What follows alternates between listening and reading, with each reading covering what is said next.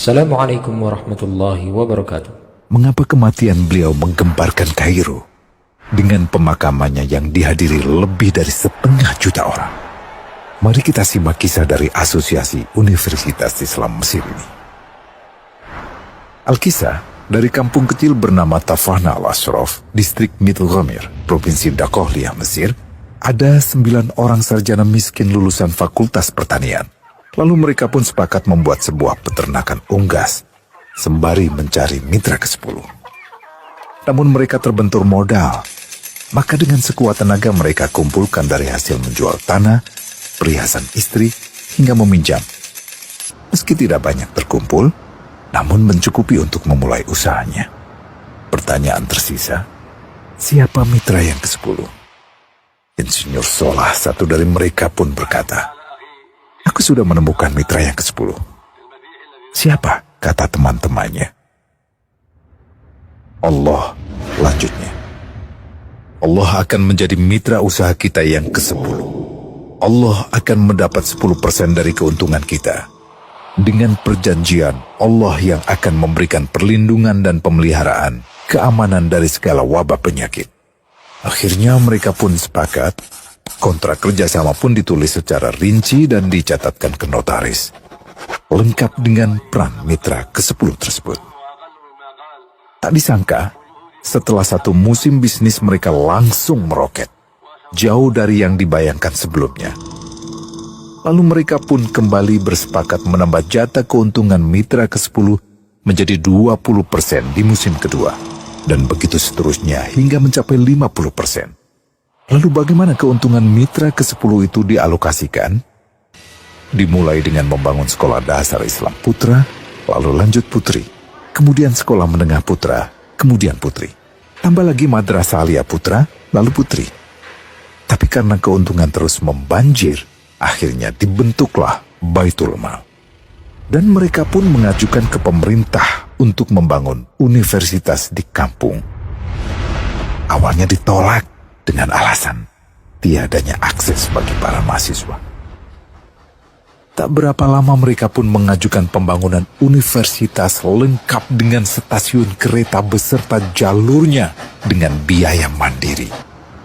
Akhirnya permintaan ini disetujui, dan pertama dalam sejarah Mesir berdirilah sebuah universitas di perkampungan kecil. Semakin berkembang, dibangun pula fakultas kedua, ketiga, keempat hingga asrama putri dengan kapasitas 600 kamar. Lalu asrama putra dengan 1.000 kamar. Tiket kereta api pun digratiskan untuk memudahkan transportasi menuju kampung tersebut. Tak cukup hanya itu, dibangun Baitul Mal berikutnya hingga hilang kemiskinan di daerah tersebut. Dan program ini diduplikasi ke kampung-kampung lain hingga bisa dikatakan tak ada kampung yang disinggahi Insinyur Solah kecuali akan dibangun Baitul Mal untuk warga. Bantuan pun diberikan untuk fakir miskin dan para janda. Pemuda pengangguran pun dilatih untuk mengelola perkebunan sayur hingga mandiri, bahkan sampai bisa mengekspor ke negara tetangga. Pada saat panen raya, seluruh penduduk dikirimi paket sayur.